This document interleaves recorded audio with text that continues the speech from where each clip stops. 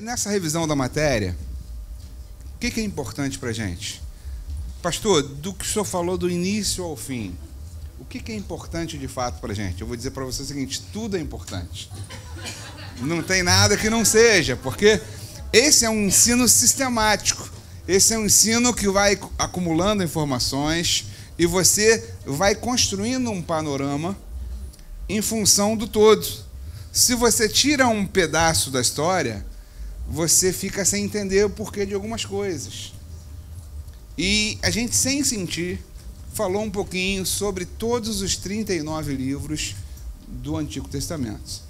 A gente acabou brincando, né, falando e tal, zoando, e a gente andou pelas páginas do Antigo Testamento, falamos da mensagem principal, sem com que a gente tivesse aqui fadigado com isso, penso assim, né? Foi até um período muito agradável. Mas, para a gente, o que é importante a gente lembrar? Pastor, isso vai cair na prova? Não necessariamente. Óbvio que algumas coisas que a gente vai falar aqui vai estar dentro do escopo da prova. Não sou eu que faço a prova. Na verdade, a prova vem pronta da Tijuca. E eu nem sei o que vai cair na prova. Eu fiz algumas perguntas já há uns 10 anos atrás. Quando a gente ia fazer a primeira prova, mandei para lá e fizeram um banco de questões, né, de várias pessoas, vários professores. E as perguntas vão, enfim, sendo mudadas, aprimoradas. Mas eu confesso que não estou exatamente dentro desse processo. Mas também eu não estou preocupado com a nota de ninguém. Não estou preocupado com prova. Falei isso com vocês no primeiro dia de aula. Eu estou preocupado que vocês levem alguma coisa desse ensino. Aí eu estou preocupado. Cara, aí isso aí, se você falar, pastor, não entendi nada, não aproveitou nada, jogou tudo fora, eu vou ficar triste pra caramba. Agora, se você falar assim, pastor, eu tirei 7, passei raspando, cara, mas eu aprendi pra caramba, eu vou ficar feliz. Porque a gente está aqui para ensinar, né? A gente está aqui para passar para vocês um pouquinho, sem essa coisa rígida do Antigo Testamento. Aquela coisa, sabe, de quebrar nossa cabeça. Mas eu tenho certeza que se você sabe e se você entende esse panorama, você tem condição de fazer uma prova legal, sem se estressar. De repente só... Está gravando? Legal você gravar essa aula aí, porque de repente você vai ouvindo em casa, ouve dormindo e tal, até entrar na tua cabeça algumas coisas, pode ser que caia, muito provavelmente vai cair alguma coisa, tá bom? Mas a gente começou falando um pouquinho sobre a mensagem principal do Antigo Testamento. E eu passei para vocês logo na primeira aula que a mensagem principal, o foco principal é Jesus. O Antigo Testamento tem tudo a ver com Jesus. Deus, quando separa um povo, Deus, quando começa a trazer a sua palavra, essa palavra aponta para Jesus. Jesus está presente ali, nos tipos, né, nas coisas que vão acontecendo. Jesus, a gente vê a presença de Jesus ali. Quando a gente vê o cordeiro que foi imolado ali, o sangue do cordeiro que foi colocado nas portas ali, né, e por conta daquele sangue, né, os israelitas tiveram, ou seja, mantida a vida no Egito. A gente vê a presença de Jesus. Quando a gente olha para aquele animal que foi sacrificado logo quando o homem pecou para fazer as vestes de Adão e Eva, a gente vê apontando para Jesus. Quando a gente vê as estruturas do tabernáculo, quando a gente vê o altar de sacrifício, quando a gente olha para isso, a gente vê a cruz de Cristo. Era isso mesmo? Quando a gente vê o candelabro, quando a gente vê de sete pontas, a gente vê Jesus Cristo sendo a luz do mundo. Quando a gente olha ali o maná caindo dos céus, a gente vê Jesus Cristo como o pão da vida. Quando a gente vê a rocha que sai água no deserto para matar a sede do povo e o povo viver, a gente vê em Coríntios, lá Paulo falando que aquela rocha era Jesus Cristo. Tudo aponta para Jesus. E óbvio, o povo de Israel, né, a nação israelita, ela funciona ali como um fator coadjuvante na história. A história do povo de Israel tem tudo a ver nesse processo, e ela mostra, esse povo foi o povo que chegou para a gente, que fez com que Jesus chegasse a nós, a palavra de Deus. Então, a mensagem principal é Jesus Cristo, tem como coadjuvante a história do povo de Israel. Ele se cumpre profeticamente em quem? Em Jesus. As profecias apontam para Jesus. Historicamente, em Israel, e espiritualmente, na igreja.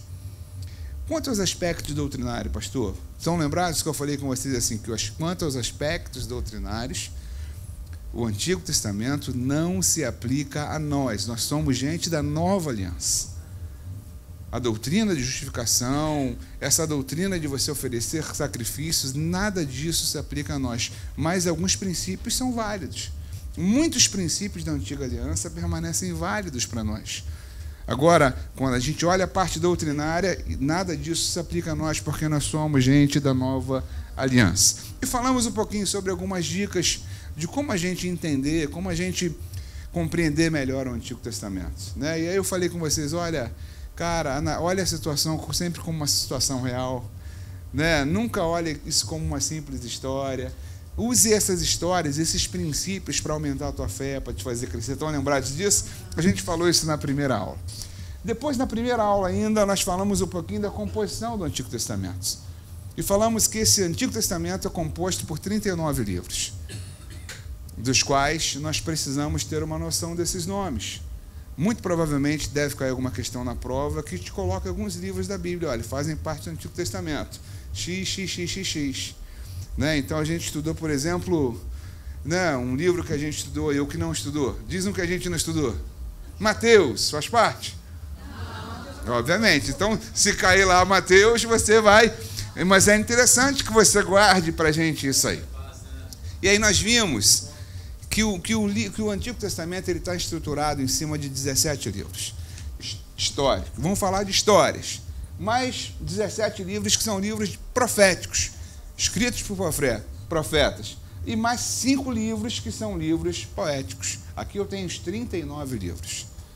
Por que poéticos, pastor? Porque não foi escrito nem por profeta, nem vai falar da história de Israel, né? Tem uma literatura mais diferenciada. Mas esses livros históricos, que vão contar a história de Israel, eles se dividem ainda em 2 grupos. E aí eu posso falar para você que eu tenho 5 livros que fazem parte dos livros da lei, que são esses livros aqui de cima. E tem 12 livros que são os livros históricos propriamente ditos. Tem os 5 livros poéticos e os 17 livros proféticos se dividem também em 2 grupos. 5 livros são de profetas maiores, estão lembrados? E 12 livros são de profetas menores. Falei até com vocês que 2 livros proféticos, dos profetas maiores, nós temos 5 livros, não é isso? Mas só temos 4 profetas, não é isso? Quais são esses profetas? Isaías... Lamentações é o quê? Lamentações é um livro. Então, quando cair essa prova na tua questão, você vai saber que os profetas maiores são Isaías, Jeremias, Ezequiel e Daniel. Se cair, né? Não sei se vai cair. Tá legal? Vamos lá, gente. E aí, aqui nós vamos fazer uma divisão aqui, vamos começar a esmiuçar agora o nosso Antigo Testamento. Os 5 livros que nós vimos primeiro, na verdade, foram os livros da lei. Vocês estão lembrados que livros são esses? Gênesis.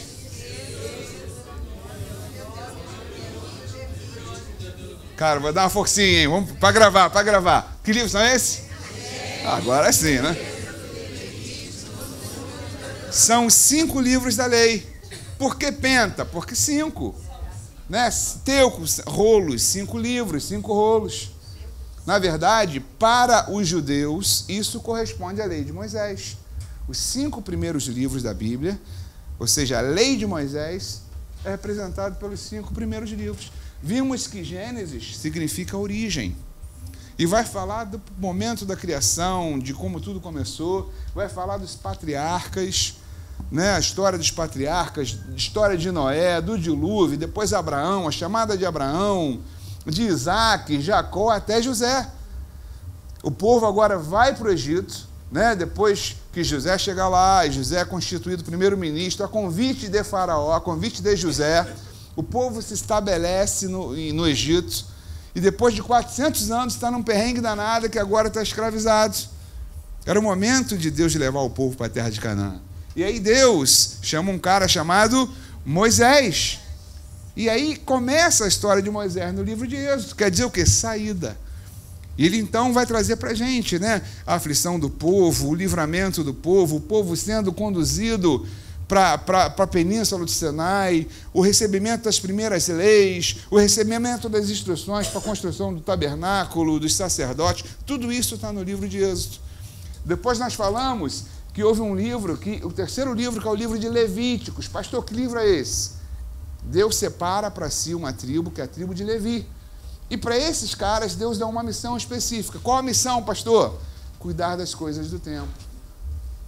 E aí Deus dá um código, um conjunto de regras para essa tribo, para a tribo de Levi. E isso está no livro de Levíticos. É ali que você vai dizer, olha, o cerimonial vai ser assim, a oferta de sacrifício, a oferta pelo pecado, vai ser, tudo isso está no livro de Levítico. Vimos que o povo não entrou na primeira leva, ou seja, não entrou naquele primeiro momento na terra de Canaã, foi a segunda geração que entrou, não é isso? E o povo peregrinou durante 40 anos no deserto. Essa peregrinação, essa trajetória do povo, as coisas que aconteceu com o povo no deserto durante esses 40 anos, também o censo que foi feito, o primeiro e o segundo censo em Israel, estão no livro de Números. E depois a gente fecha a lei de Moisés com o livro de Deuteronômio, que é quando Moisés agora repete a lei. Deuteronômio quer dizer repetição da lei, para os israelitas, a fim de que eles tomassem posse da terra de Canaã. Tudo bem? Vamos lá, gente. Depois a gente entra nos livros históricos, e aí eu começo a ver o seguinte, olha, o primeiro livro que nós vimos foi o livro de Josué, que vai falar sobre o quê?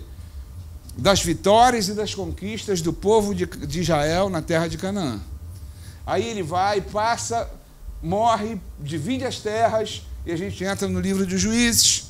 Foi um livro de fracasso. Foi um livro onde o povo se afundou, porque se afastou de Deus. E aí os opressores que haviam sido expulsos, agora começam a voltar para tomar terra, começam a oprimir, e Deus começa a levantar libertadores. É importante que você pelo menos dê uma lida, para você saber se for questionado na prova. E a gente viu que nesse período, isso aqui foi um período de grande fracasso, tá bom?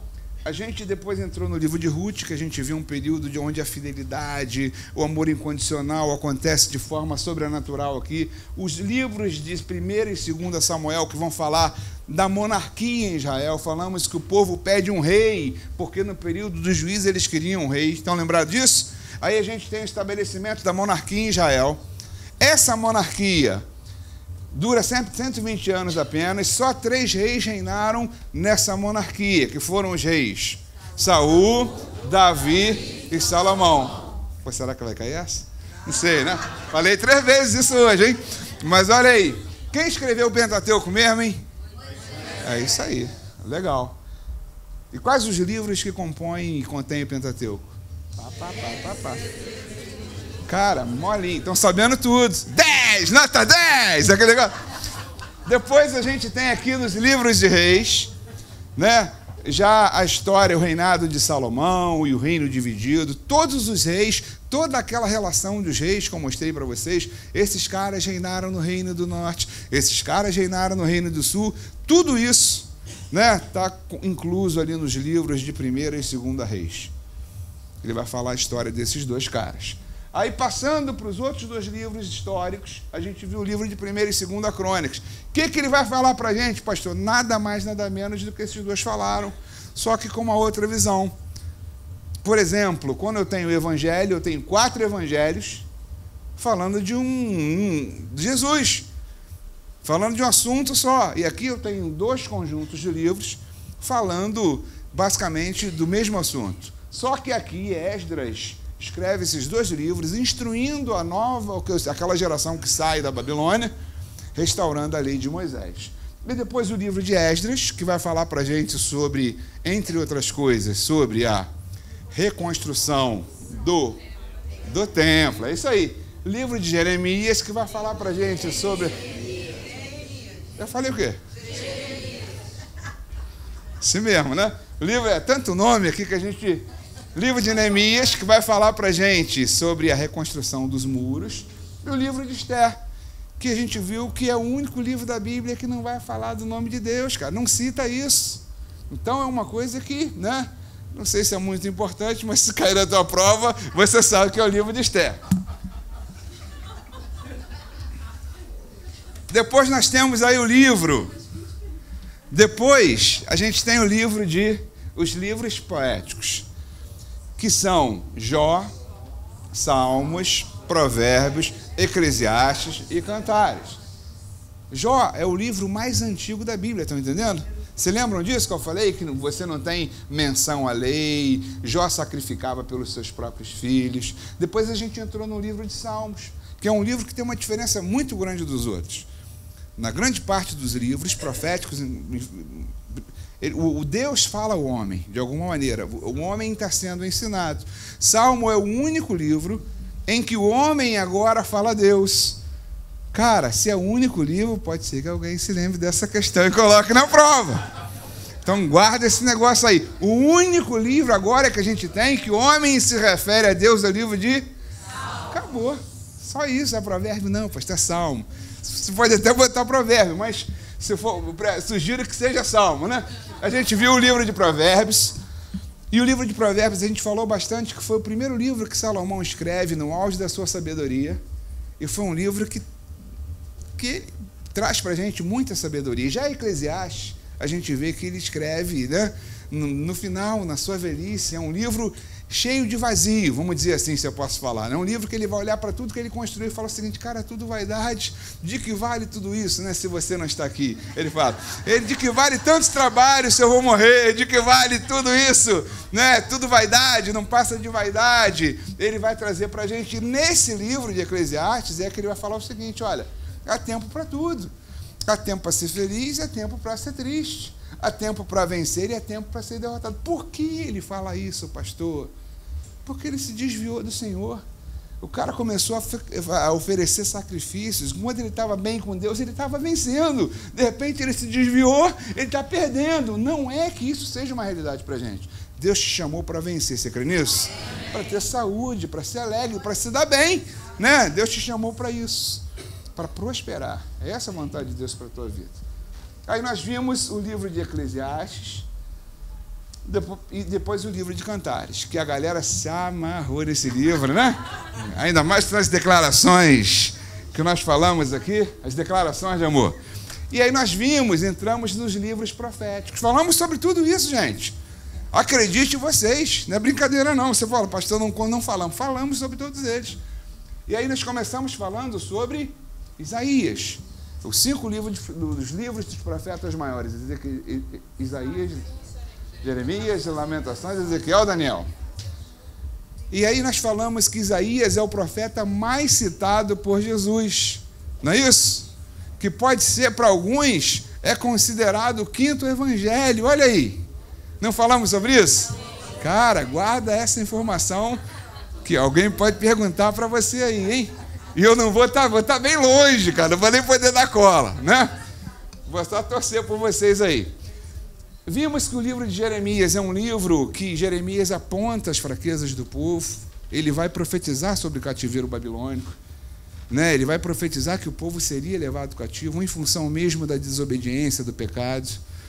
E o livro de Lamentações é um livro onde o profeta chora, ele está de luto, ele está triste. Por quê? Porque ele não foi levado, mas ele viu a cidade destruída, o templo destruído. E ele fala, cara, como era populosa Jerusalém, essa cidade, agora só sobrou isso. Deus, eu estou triste, né? E aí ele fala o seguinte: Senhor, eu quero trazer à memória, eu estou de luto, mas eu não quero me curvar à tristeza, eu quero trazer à memória aquilo que possa me dar esperança, porque as misericórdias do Senhor são a causa da gente não ser consumido. Senhor, eu quero que a minha mente mude. É o lamento do profeta, por isso que o cara é conhecido como profeta das lágrimas, o profeta chorão. Nós falamos um pouquinho disso. Ezequiel e Daniel falamos hoje. Está fresquinho na tua cabeça, né? Você está mais tranquilo. Falamos um pouquinho de Oséias, aquele profeta que Deus chega e fala o seguinte: Oséias, tu vai casar com uma prostituta. Meu Deus, é isso aí. Por quê? Porque o povo se prostituiu, e agora você vai casar com essa prostituta, e ela vai te trair, e vai ter um filho e você vai perdoar. Aí vai te trair de novo, aí você vai perdoar de novo. Aí você vai perdoar de novo. Mostrando, cara, que eu Deus, estou disposto a perdoar Israel. O meu amor por vocês não dá. E ele começa a trazer essa mensagem através do profeta. Vimos Joel, principal profecia de Joel, aquela profecia do gafanhoto, quando ele diz, olha, né, restituir-vos-ei os anos que te foram consumidos pelos gafanhotos, né, e descerá o Espírito Santo, os teus filhos terão visões e tal. Ele vai falar sobre o derramamento do Espírito Santo para a gente. Falamos um pouquinho sobre Jonas. O Jonas foi aquele cara que foi chamado e não quis aceitar o chamado, porque ele foi chamado para pregar para Nínive, que na verdade era a Síria, né? Eram inimigos ali. Deus manda ele para lá e fala, Deus, não vou, não estou afim, o cara fugiu, né? E o peixe engoliu ele lá e tal, ficou 3 dias, e depois quando o peixe vomitou, ele cuspiu, né? Deus chama ele de novo, Jonas, vai lá, cara, vai lá que fala que em tantos dias eu vou exterminar a cidade. Aí ele vai lá, simplesmente, não porque ele amava, não porque ele queria, mas porque ele ficou feliz que Deus falou o seguinte, eu vou acabar com todo mundo ali. Ele foi. Aí ele pregou a palavra, o povo se converteu de uma maneira tão íntegra que aí Deus resolve e fala, não, cara, não posso exterminar esse povo, tá doido? Aí ele ficou revoltado com Deus, Deus, mas tu me prometeu. Aí falou, Jonas, o que não... Aí, então, Jonas foi o primeiro, olha só, alguém vai dizer para mim que Jonas foi, para mim não, livros, que Jonas foi o primeiro missionário. Esse negócio de missões começou com Jonas. Deus chamou Jonas lá na área dele, vai para outro país aí para pregar lá e tal. O primeiro missionário da Bíblia, alguém vai dizer que foi Jonas. Não sei se foi, mas né, a gente falou um pouquinho sobre Abacuque. Cara, e esse profeta, cara, é um profeta especial para a gente. Porque para Abacuque que Deus fala o seguinte, olha, o justo viverá pela fé. Cara, essa é uma expressão para a gente de o justo viverá pela fé. Você crê que o justo viverá pela fé? Você tem fé que essa questão vai cair na prova? Cara, não sei, né? Mas se cair no profeta... E Abacuque foi um cara doido também, porque ele era um cara questionador. Um cara que, às vezes, eu até me inspiro nos caras do Antigo Testamento, quando começa a reclamar aqui na igreja. E Abacuque era um cara assim. E Abacuque falava, Deus, por que está acontecendo isso? Eu não aceito que o nosso povo será cativo na Babilônia. E Deus começa a tratar com o profeta. Eu vou me colocar aqui numa torre de vigília, e vou ficar aqui numa torre de vigia, aliás, e vou ficar aqui esperando para ver o que tu vai me dizer, Deus. Porque eu não aceito isso. Não é possível que o nosso povo, o povo de Deus agora vai ser escravizado por um outro povo que não tem nada a ver contigo. Aí Deus começa a tratar com o profeta. Tratar, e no final do livro o profeta mudou o discurso.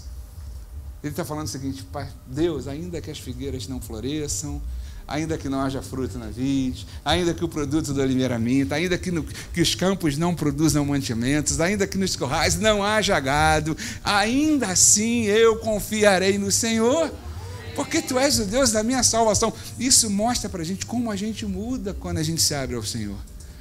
E foi para esse cara que Deus falou assim, Abacuque, fica tranquilo, cara, o justo, meu justo, viverá pela fé. Não viverá pelo que está vendo, viverá pela fé. Então essa questão vai cair na prova e você vai acertar, em nome de Jesus, aleluia! Aí esses 3 profetas aqui a gente viu hoje, né? Ageu, Zacarias e Malaquias, são profetas que profetizaram depois do retorno do cativeiro babilônico. Ageu e Zacarias foram profetas que basicamente profetizaram no sentido de motivar o povo a continuar na obra, a prosseguir, que Deus ia fazer o melhor. Tá? E Malaquias é um cara que vai falar um pouquinho mais da honra que depois daquele momento o povo já tinha perdido. Então o povo já tinha, os sacerdotes já estavam se corrompendo, e por conta dos sacerdotes estarem se corrompendo, o povo sofria com isso. É o que Oséias fala, o meu povo perece por falta de conhecimento. A culpa é de quem? Dos sacerdotes. Cara, Deus trata assim. Liderança, Deus olha para a liderança. Deus não está muito preocupado se é você que, eu não fui dirigido, Ele está preocupado com quem está ensinando. Porque com a pessoa que ensina, cara, tem centenas e milhares de pessoas embaixo, e se você não for genuíno na palavra, você afeta várias pessoas. E acontecia isso.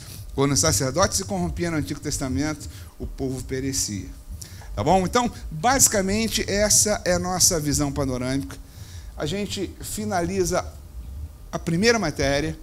E depois da viagem a gente continua entrando no Novo Testamento, tá bom? Muito obrigado por tudo.